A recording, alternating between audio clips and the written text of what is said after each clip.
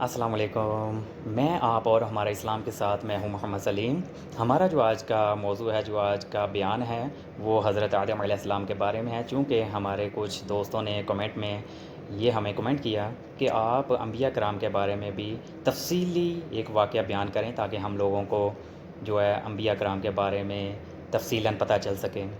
تو اسی سلسلے میں حضرت آدم علیہ السلام کے بارے میں آپ کو ایک تفصیلی بیان کروں گا تاکہ ہم لوگوں کو اپنے انبیاء کرام کے بارے میں بھی پتہ چل سکے۔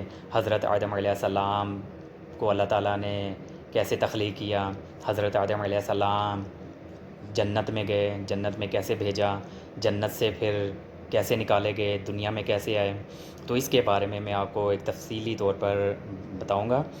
تو حضرت آدم علیہ السلام سب سے پہلے انسان ہیں جن کو اللہ تعالیٰ نے دنیا میں بھیجا۔ وہ سب سے پہلے نبی بھی ہیں۔ آپ ہی کی اولاد ساری دنیا میں پھیلی، آپ کا ذکر قرآن پاک میں بھی ہے۔ جب اللہ تعالیٰ نے دنیا کو آباد کرنے کا ارادہ کیا تو اس نے فرشتوں سے کہا میں دنیا میں اپنا ایک نائب یعنی خلیفہ بنانا چاہتا ہوں۔ تو فرشتوں نے کہا اے اللہ، تو دنیا میں ایسے شخص کو نائب بنانا چاہتا ہے جو خرابیاں کرے گا، خون خرابے کرتا پھرے گا؟ ہم تیری تعریف کرنے کے ساتھ ساتھ تیری تسبیح، تیری پاکی بیان کرتے رہتے ہیں۔ اللہ تعالیٰ نے فرمایا میں وہ باتیں جانتا ہوں جو تم نہیں جانتے۔ اللہ تعالیٰ نے حضرت آدم علیہ السلام کو سب چیزوں کے نام سکھا دیے تھے۔ پھر ان کو فرشتوں کے سامنے کیا اور فرمایا اگر تم سچے ہو تو مجھے ان کے نام بتاؤ۔ انہوں نے کہا کہ تو پاک ہے، جتنا علم تو نے ہم کو بخشا ہے اس کے سوا ہم کچھ نہیں جانتے، ہمیں کچھ معلوم نہیں۔ پھر اللہ تعالیٰ نے فرشتوں کو حکم دیا کہ تم آدم علیہ السلام کو سجدہ کرو، تو وہ سب سجدے میں گر پڑے، مگر شیطان نے سجدہ نہیں کیا۔ اس کا ذکر پہلے بھی آیا ہے۔ اللہ تعالیٰ نے حضرت آدم علیہ السلام سے کہا کہ تم اور تمہاری بیوی جنت میں رہو، جہاں سے چاہو کھاؤ پیو، مگر ایک درخت کے متعلق آدم علیہ السلام کو منع کر دیا کہ اس کے قریب بھی نہ جانا ورنہ تم ظالموں میں سے ہو جاؤ گے۔ اللہ تعالیٰ نے حضرت آدم علیہ السلام کا امتحان بھی لیا کہ دیکھیں یہ ہمارا کہنا کتنا مانتا ہے، یہ ہمیں بھول تو نہیں جاتا اور شیطان کے بہکاوے میں تو نہیں آتا۔ شیطان جو پہلے ہی حضرت آدم علیہ السلام سے ناراض تھا کہ اس کی وجہ سے وہ خدا تعالیٰ کے دربار سے نکالا گیا اور اللہ تعالیٰ کی لعنت ہوئی، اور اس نے قسم کھائی تھی کہ میں حضرت آدم علیہ السلام اور اس کی اولاد کو قیامت تک بہکاتا رہوں گا۔ اللہ تعالیٰ کا کہنا نہ مانیں اور خوب برائیاں پھیلائیں۔ وہ حضرت آدم علیہ السلام اور اس کی بیوی حضرت حوا علیہ السلام کو برابر بہکاتا رہا تاکہ اس درخت کا پھل کھا لیں وہ، اور لگاتار بہکاتا رہا کہ تم اس درخت کا پھل کھا لو، اس کے کھانے سے تم فرشتہ بن جاؤ گے، تم جنت میں سے کبھی نہیں نکالے جاؤ گے۔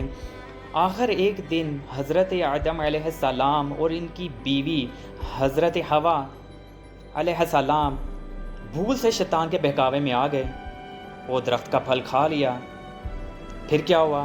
پھل کھاتے ہی دونوں ننگے ہو گئے اور جنت کا لباس ان کے بدن سے غائب ہو گیا، اور وہ جنت کے پتوں سے اپنے بدن کو چھپانے لگے۔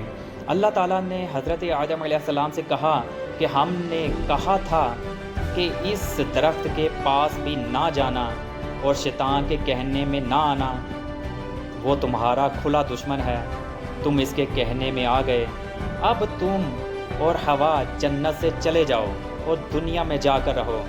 حضرت آدم علیہ السلام کو جنت سے نکلنے اور شیطان کے بہکاوے میں آنے کا بہت رنج ہوا اور بہت دکھ ہوا۔ بہت عرصہ تک اللہ تعالیٰ سے معافی مانگتے رہے، روتے رہے، گڑ گڑاتے رہے، اللہ تعالیٰ مجھے معاف کر دے۔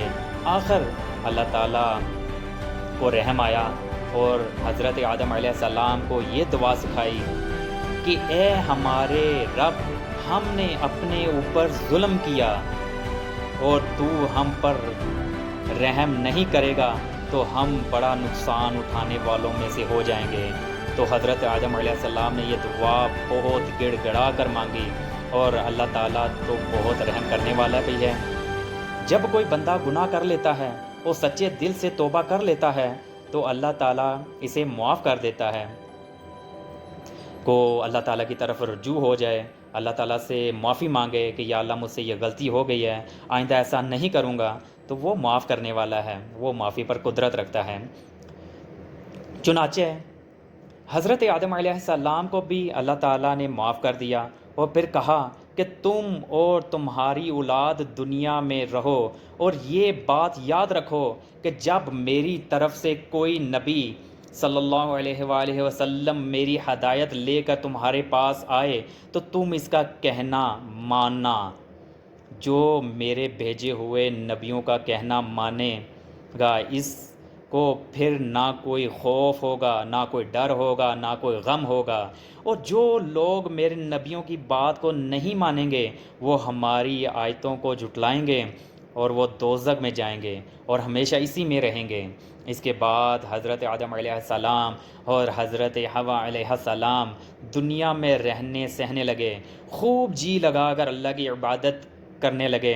ان کی بہت اولاد ہوئی اور دنیا میں سب جگہ آباد ہوتی رہی۔ حضرت آدم علیہ السلام اپنی اولاد کو یہی بات بتلاتے رہے کہ تم کبھی شیطان کے بہکاوے میں نہ آنا، وہ ہمارا کھلا دشمن ہے اور ہم سے کھلی دشمنی کرے گا اور ہم کو بری باتیں کرنے کے لیے بہکاتا رہے گا۔ ہمیشہ اللہ کی عبادت کرنا، سچ بولنا، کسی پر ظلم نہ کرنا، ایک دوسرے کی نیک کاموں میں مدد کرتے رہنا۔ آخر کار حضرت آدم علیہ السلام 900 سال زندہ رہ کر وفات پا گئے۔ قرآن مجید میں حضرت آدم علیہ السلام کے 2 بیٹوں کا بھی ذکر ہوا ہے، اور وہ 2 بیٹے کون سے ہیں؟ ان 2 بیٹوں کا نام ہے قابیل اور حابیل۔ وہ جو 2 بیٹے ہیں قابیل اور حابیل کا قصہ بھی بیان فرمایا، اور ہم تم کو سناتے ہیں کہ حضرت آدم علیہ السلام اور حضرت اماں حوا علیہ السلام سے بہت اولاد ہوئی۔ انہی میں سے یہ 2 بچے بھی تھے، قابیل اور حابیل۔ قابیل بڑے لڑکے کا نام تھا جو بڑا بیٹا تھا، لیکن یہ ماں باپ کا کہنا نہیں مانتا تھا۔ حابیل چھوٹا بھائی تھا جو ماں باپ کا کہنا مانتا تھا۔ اکلیمہ ایک لڑکی تھی جس سے قابیل شادی کرنا چاہتا تھا، مگر حضرت آدم علیہ السلام اور اماں حوا علیہ السلام اس کی شادی اپنے چھوٹے بیٹے حابیل سے کرنا چاہتے تھے، جو نیک تھا، شریف تھا، عبادت گزار تھا۔ اس لیے قابیل اپنے ماں باپ اور بھائی کا دشمن ہو گیا۔ اللہ تعالیٰ نے حکم دیا کہ تم دونوں قربانی کر کے پہاڑ پر رکھ آؤ، جس کی قربانی قبول ہوگی اس سے اکلیمہ کی شادی کی جائے گی۔ اللہ تعالیٰ کو اپنے نیک بندے پسند ہوتے ہیں اور ان کی مدد کرتا ہے۔ آسمان سے ایک آگ آئی اور حابیل کی قربانی کو لے کر چلی گئی، یعنی حابیل کی قربانی قبول ہو گئی۔ اب اس کے بھائی قابیل کو بہت غصہ آیا۔ اس نے حابیل سے کہا کہ میں تجھ کو قتل کر دوں گا۔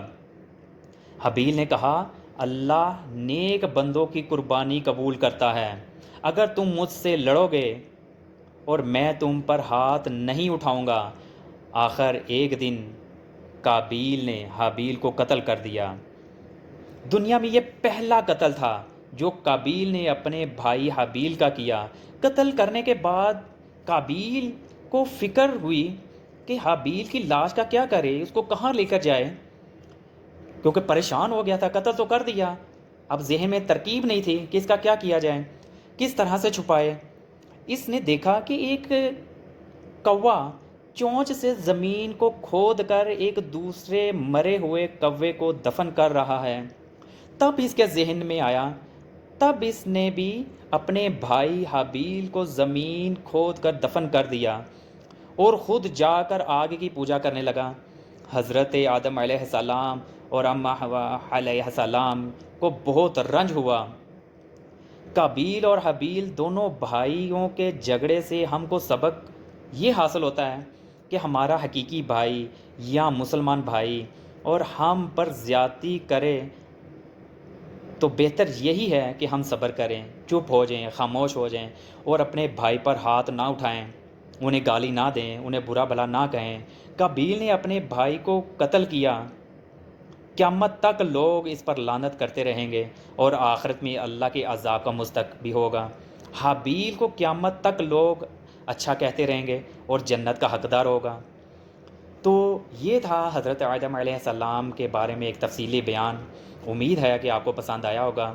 اللہ تعالیٰ سے دعا ہے کہ اللہ تعالیٰ ہم سب کو ایک بھائی چارے کی طرح رہنے کی توفیق دے، پیار محبت سے رہنے کی توفیق دے۔ ہمیں اپنے گھر میں اپنے بہن بھائیوں سے، اپنے دوستوں سے، اپنے احباب سے، رشتہ داروں سے، گلی محلے میں، یہاں تک کہ جو غیر مسلم ہیں ان سے بھی اچھے اخلاق سے پیش آنا چاہیے۔